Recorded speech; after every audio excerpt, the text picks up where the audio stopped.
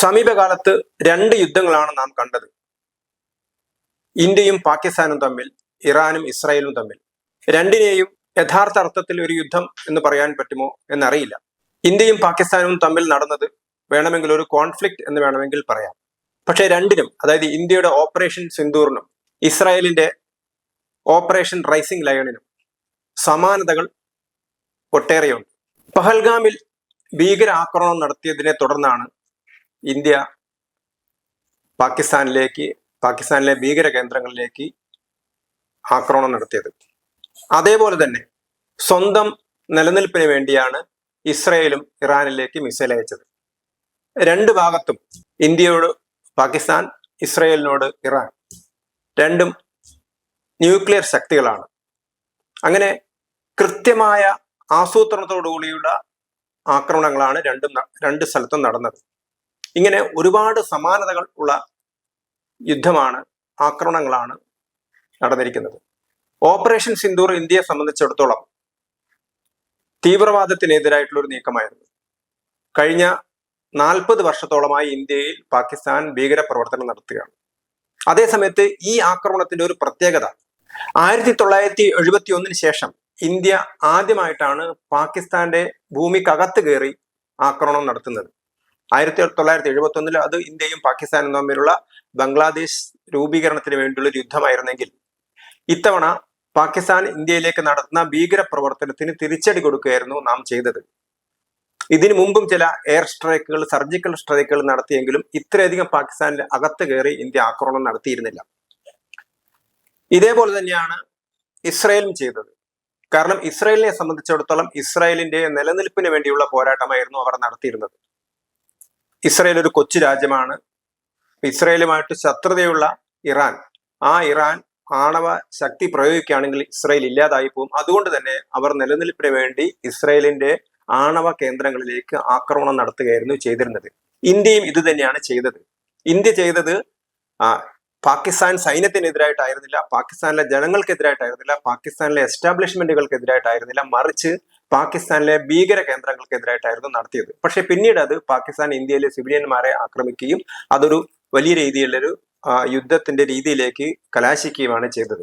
ഇവിടെ നമ്മൾ ചെയ്തത് പാകിസ്ഥാന്റെ ഏറ്റവും പ്രധാനപ്പെട്ട വ്യോമ കേന്ദ്രങ്ങളൊക്കെ തന്നെ തകർക്കുകയായിരുന്നു. കാരണം ഇവിടെ ഒരു പാകിസ്ഥാൻ ഒരു ആണവ ശക്തിയാണ് എന്നുള്ള ഒരു ധാരണ ഉണ്ടായിരുന്നു. ആ ധാരണ പൊളിയുന്നതിലേക്ക് ഇതെത്തി എന്നുള്ളതാണ് യഥാർത്ഥത്തിലുള്ള അതിന്റെ സത്യാവസ്ഥ. കാരണം പാകിസ്ഥാന്റെ ആണവ കേന്ദ്രങ്ങളൊക്കെ ഉണ്ടായിരുന്ന സ്ഥലങ്ങളിലേക്കാണ്, നൂർഖാൻ തുടങ്ങിയ പല സ്ഥലങ്ങളിലേക്കാണ് ഇന്ത്യയുടെ ആക്രമണം നടന്നത്. ഈ ആക്രമണത്തിന്റെ ഒരു പ്രത്യേകത എന്ന് പറഞ്ഞാൽ വളരെ കൃത്യതയോടുകൂടി ഉള്ളൊരു പ്രസിഷൻ അറ്റാക്കാണ് നടന്നത്. ഇതേ രീതിയിൽ തന്നെ ഒരു അറ്റാക്കാണ് ആര് നടത്തിയതും, ഇസ്രായേൽ നടത്തിയതും.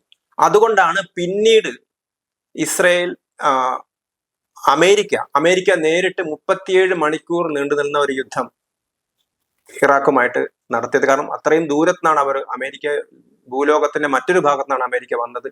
പക്ഷെ എന്തുകൊണ്ടാണ് അമേരിക്കയുടെ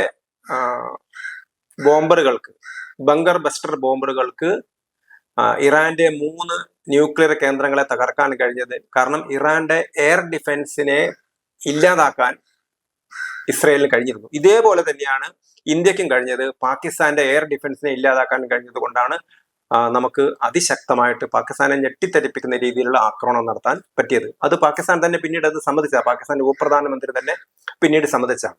അപ്പൊ ഇതേപോലെ അങ്ങനെയുള്ള ഒരുപാട് സമാനതകളാണ് ഈ യുദ്ധത്തിന് ഉണ്ടായിരുന്നത്. മറ്റൊന്ന് മാധ്യമങ്ങളെ സംബന്ധിച്ചിടത്തോളം ഉള്ള ഒരു കാര്യമാണ്. കാരണം ഇപ്പോഴും CNN പോലുള്ള അമേരിക്കയിലെ പല മാധ്യമങ്ങളും പ്രചരിപ്പിക്കുന്നത് പൂർണ്ണമായിട്ടും ഇറാന്റെ ന്യൂക്ലിയർ ശക്തിയെ അമേരിക്കക്ക് തകർക്കാൻ കഴിഞ്ഞിട്ടില്ല എന്നാണ്. ട്രംപ്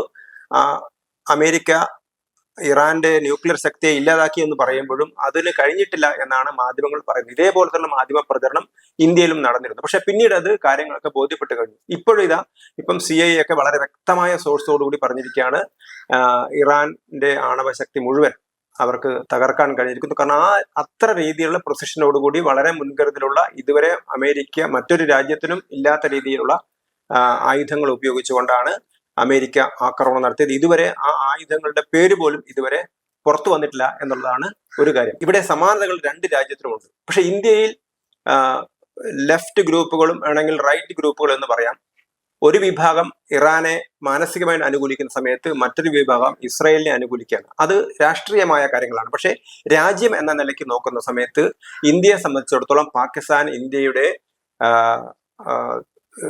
നിലനിൽപ്പ് തന്നെ ഭീഷണിയായിക്കൊണ്ട്, അല്ലെങ്കിൽ നിരന്തരമായിട്ട് ഭീകര ആക്രമണങ്ങൾ നടത്തിക്കൊണ്ട് ഇന്ത്യയുടെ വികസന പ്രവർത്തനത്തെ തടസ്സപ്പെടുത്തുന്ന രീതിയിൽ 40 വർഷത്തോളമായി ഭീകര ആക്രമണം നടത്തുന്നു. അത് മുംബൈയിലെ ഭീകര ആക്രമണമായാലും അതുപോലെ തന്നെ കാശ്മീരിൽ ഇടയ്ക്കിടയ്ക്ക് നടക്കുന്ന ഭീകര ആക്രമണമായാലും. അപ്പം പാകിസ്ഥാനെ ഒരു നിലയ്ക്ക് നിർത്തുക എന്നുള്ളതായിരുന്നു ഇന്ത്യയുടെ താല്പര്യം. ആ കാര്യത്തിനകത്ത് നമ്മൾ ഏതാണ്ടൊക്കെ വിജയിച്ചു, വേണമെങ്കിൽ പരിപൂർണമായി വിജയിച്ചു എന്ന് പറയാം. കാരണം ഇന്ത്യ പറഞ്ഞിട്ടുണ്ട്, ഇത് ഇവിടെ നിർത്തുന്നില്ല, വീണ്ടും നമ്മൾ തുടരും. എന്ന് പാകിസ്ഥാൻ ആക്രമണം തുടരുന്നുവോ അന്ന് നമ്മൾ തിരിച്ചടിക്കും, അല്ലെങ്കിൽ ഈ ഒരു പ്രക്രിയ ഓപ്പറേഷൻ സിന്ദൂർ എന്ന് പറയുന്ന പ്രക്രിയ തീർന്നിട്ടില്ല, അതിന് പൂർണ്ണ വിരാമം ഇട്ടില്ല എന്ന് പ്രധാനമന്ത്രി തന്നെ പറഞ്ഞാണ്.